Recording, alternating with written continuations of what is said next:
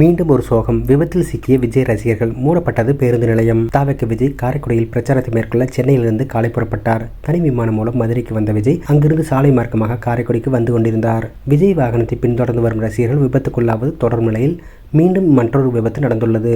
மதுரையிலிருந்து காரைக்குடி வரை சாலை மார்க்கமாக விஜய் சென்று கொண்டிருக்கும் போது அவரது வாகனத்தை பின்தொடர்ந்த ரசிகர்கள் விபத்தில் சிக்கினார்கள்.